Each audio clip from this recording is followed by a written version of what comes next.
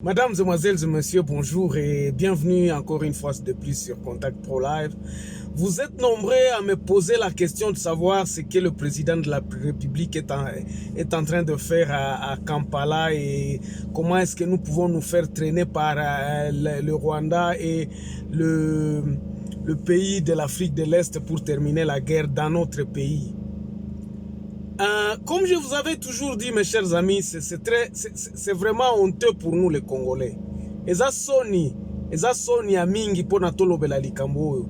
Biso kaka nde tobanda okendaka kolukaka ba solution na ba rebelle na biso. Quand est-ce que nous ne pouvons pas réunir les FDLR à leur demandant, écoutez, venez, nous allons vous aider à entreprendre des négociations avec votre ami du Rwanda. C'est parce qu'on veut nous agresser. Les FDLR sont des Rwandais. Qu'est-ce qui nous empêche à nous dire que non, bon, ok, les gens qui sont ici et qui sont des Rwandais, les gens que nous connaissons, il y a des vidéos qui circulent dans l'armée, il y a des Rwandais.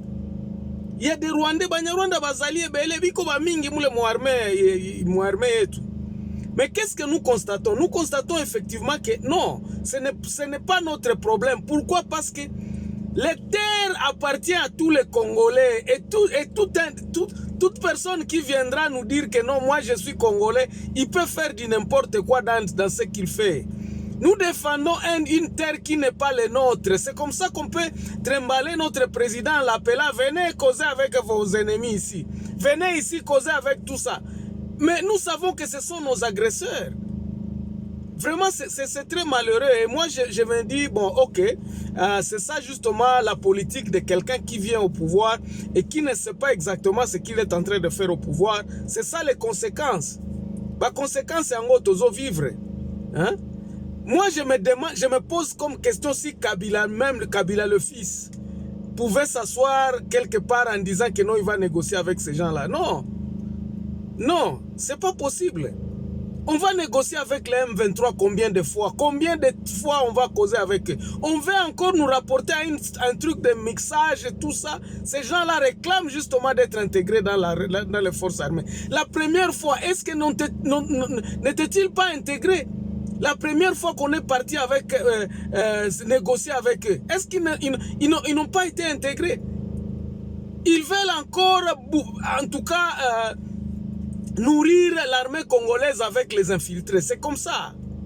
Il y a des choses que nous ne pouvons plus accepter en République démocratique du Congo. C'est ainsi que nous nous sommes dit. Tant que la population n'a pas encore pris les choses en main pour diriger, pour assurer sa sécurité, pour se prendre en charge, les choses ne pourront pas marcher. Parce qu'à l'est de la République démocratique du Congo, ces gens-là sont chez eux. Ils sont là, ils se disent que non, les terres leur appartiennent. Ils doivent être là. C'est comme ça qu'ils sont ingurgités dans l'armée congolaise en se disant que ce sont des Rwandais de Massissi, les Rwandais de Moulengue et les Rwandais de, je sais pas tous. Pourtant, ces gens-là se connaissent. Nous avions dit, le problème de Banyamulenge, ce sont eux-mêmes qui résoudront ces problèmes-là.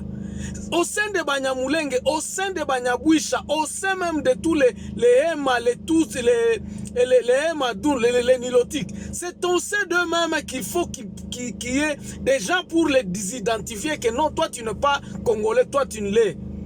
Ce sont eux-mêmes, ce n'est pas à Kinshasa.